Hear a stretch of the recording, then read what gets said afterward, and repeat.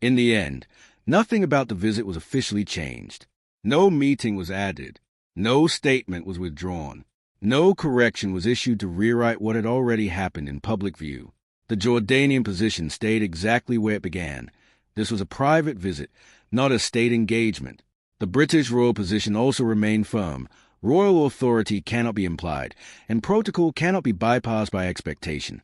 And between those two positions, the story found its final shape. What remained was not conflict, but contrast. Expectation versus protocol. Image versus authorization. Public narrative versus institutional structure. For some, the silence in Amman felt meaningful. For others, it was simply procedure. But in both interpretations, one fact stayed unchanged. The absence of a formal royal meeting became the defining moment of the entire visit.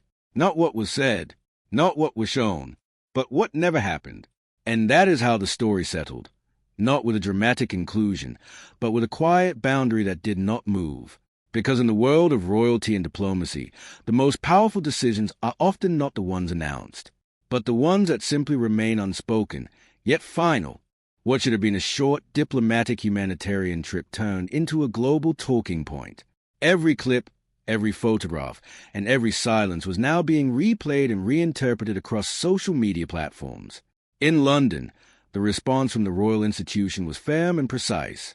Officials made it clear that no formal authority had been granted for any state-level engagement in Jordan. The message was not emotional, but constitutional. It reinforced a simple principle: royal status cannot be extended, implied, or activated without official approval from the Crown. That clarification changed how the entire visit was being understood. What had first looked like a possible scheduling issue was now being viewed through the lens of protocol and hierarchy. The absence of a meeting was no longer seen as accidental by many observers. It was being interpreted as a structured decision shaped by diplomatic rules that had not been followed. Meanwhile, in Jordan, the royal Hashemite court maintained its original position.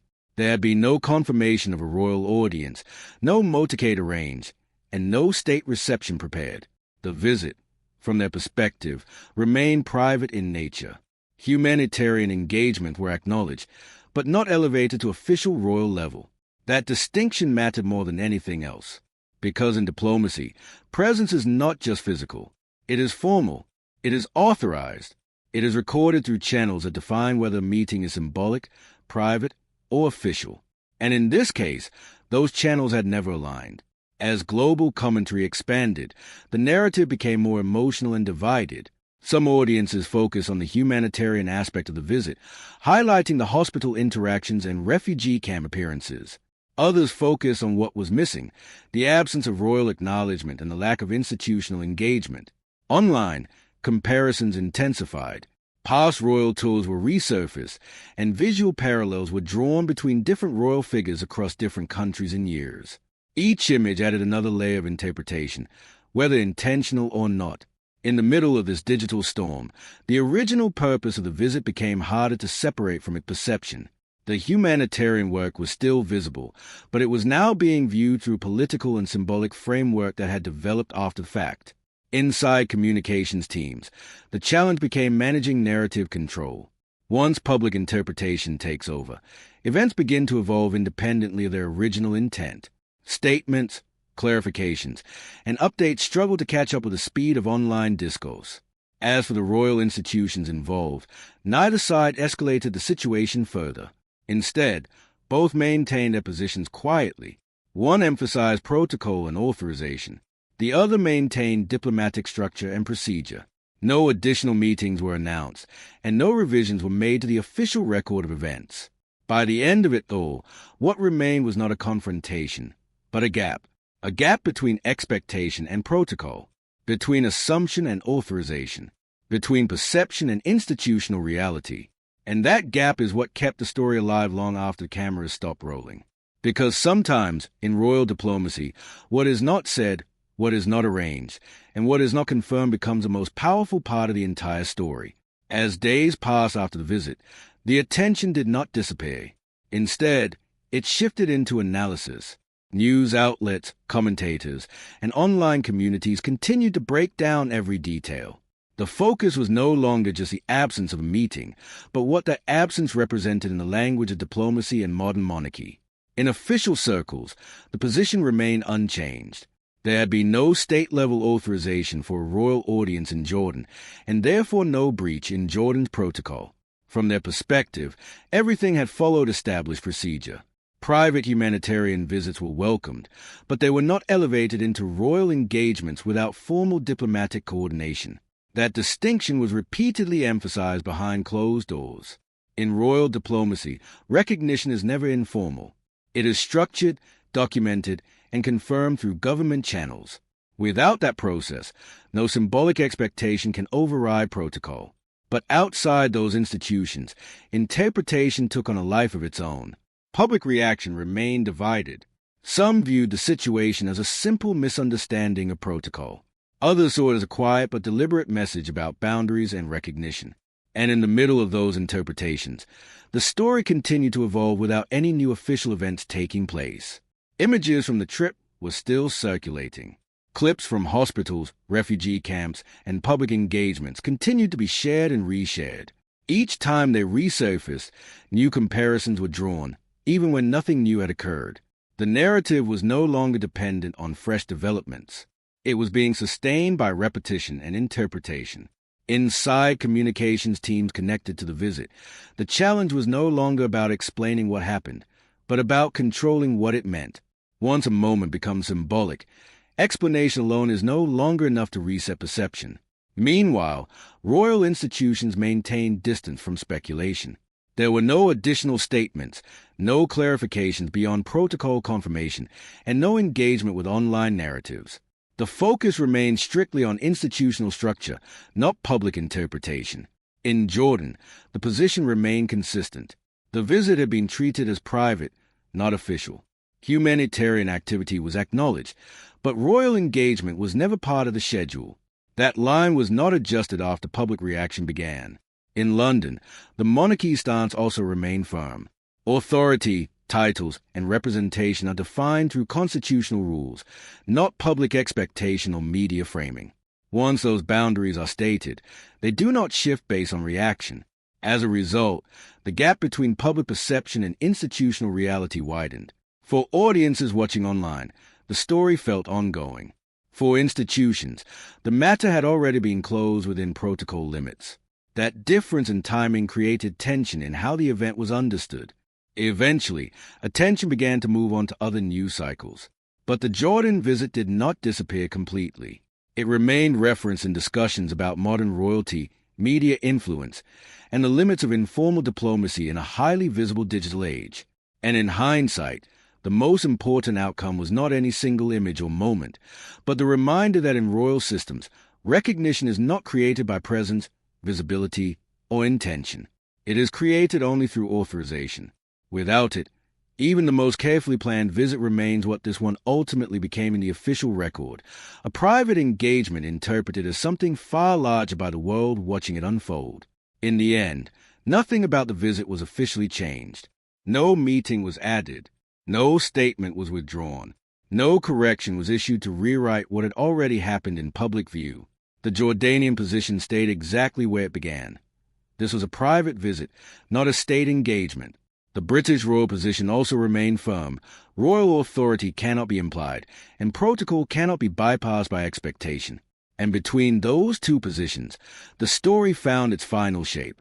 What remained was not conflict, but contrast. Expectation versus protocol.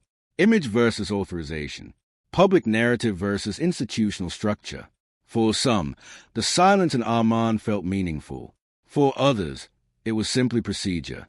But in both interpretations, one fact stayed unchanged. The absence of a formal royal meeting became the defining moment of the entire visit. Not what was said, not what was shown, but what never happened. And that is how the story settled. Not with a dramatic conclusion, but with a quiet boundary that did not move. Because in the world of royalty and diplomacy, the most powerful decisions are often not the ones announced, but the ones that simply remain unspoken, yet final. And even after the headlines began to fade, the meaning of that moment stayed behind. Because events like this don't end when the cameras stop. They linger in how future visits are planned, how protocols are followed, and how expectations are managed. Quiet decisions reshape behavior long after the public moves on. For those watching closely, the lesson was clear. In modern times, visibility can create influence, but it cannot replace authority. Presence can create attention, but it cannot create recognition. And in systems built on centuries of structure, those differences matter more than ever. The visit to Oman became more than a single trip. It became a reference point, a reminder of how quickly perception can rise, and how firmly protocol can bring it back down. No confrontation, no dramatic announcement, just a line that was never crossed because it was never opened. And maybe that's what made it so powerful, because in the end, there was no need for refusal. The silence had already said everything. And with time, the moment settled into something quieter, but deeper. It stopped being about a single visit or a single absence and became part of a larger conversation about how modern public figures move within systems that were never designed for flexibility. Because the reality is simple. Royal institutions don't operate on momentum, headlines, or public sympathy. They operate on structure, on authorization, on lines that are drawn long before any visit is planned. And when those lines are not followed, the response doesn't always come as rejection. Sometimes it comes as nothing at all. No door opening, no voice answering, no acknowledgment to respond to, just a stillness that forces a situation to define itself. For viewers around the world, that stillness created questions. For institutions, it provided clarity. And that difference is where the real story lived. Over time, the images lost their intensity, the discussion slowed, and the internet moved on to the next headline. But the framework that shaped that moment did not change. Future visits, future requests, and future expectations would now carry the weight of what happened here, not because of controversy, but because of precedent. And in systems like these, precedent is everything. So what remains is not a dramatic ending, but a quiet understanding. That influence has limits, that visibility has boundaries, and that recognition, in the world of diplomacy, is never assumed. It is always granted. And in Oman, on that day, it simply wasn't. And in the end, what makes this story linger is not the noise, but the silence that started it all. Because silence, in diplomacy, is never empty. It carries weight. It carries intention. It draws lines without ever needing to announce them. A letter was sent with confidence. A visit was planned with precision. Cameras were ready. Narratives were prepared. Every detail suggested control, until reality quietly stepped in and rewrote the script. No meeting, no acknowledgement, no signal from the people who mattered most. And that absence did more than disrupt the schedule. It exposed something deeper, the limits of influence when it is no longer backed by structure, by institution, by the very system that once gave it power. What followed wasn't just backlash. It was a chain reaction. Images meant to inspire became points of comparison. Moments meant to connect became subject to scrutiny. A carefully shaped identity began to fracture under the weight of perception. And then came the response, not loud, not emotional, but precise, controlled, final, because institutions like the monarchy don't react quickly. But when they do, it means something has crossed a line that cannot be ignored. The message was simple, even if it wasn't spoken that way. Authority cannot be implied. Protocol cannot be bypassed. And legacy cannot be borrowed without consequence. Meanwhile, far from the statements and headlines, another story unfolded in smaller details, quieter, but just as powerful. Separate departures, different directions, a visible shift in presence, in energy, in connection. Because sometimes the biggest cracks don't appear in public speeches. They show up in body language, in silence between two people, in moments the cameras weren't supposed to capture. And that's what makes this moment different. It wasn't just about a refused meeting. It wasn't just about a trending headline. It became a turning point, a moment where perception shifted, where influence was questioned, where the gap between image and reality became impossible to ignore. Jordan didn't need to explain anything. They didn't issue harsh statements. They didn't escalate the situation. They simply followed protocol. And in doing so, they said everything. Because in a world driven by visibility, sometimes the strongest move is choosing not to appear at all. And that decision echoed far beyond one country, one visit, one moment. It raised a bigger question that still lingers. What happens when someone tries to operate between two worlds, but is no longer fully accepted by either? That space, between royalty and independence, between institution and individuality, might look powerful from the outside, but moments like this reveal how fragile it really is. Because without official backing, influence becomes perception, and perception can change overnight. By the time the day ended, the story had already moved on from what was planned. It wasn't about humanitarian visits anymore. It wasn't about partnerships. It was about boundaries. Clear, defined, and now publicly reinforced. And once those boundaries are drawn, they are rarely erased. So what remains now is not just the memory of a missed meeting, but the realization that something fundamental has shifted. Not loudly, not dramatically, but permanently. And maybe that's the real story here. Not what happened in front of the cameras, but what didn't happen at all.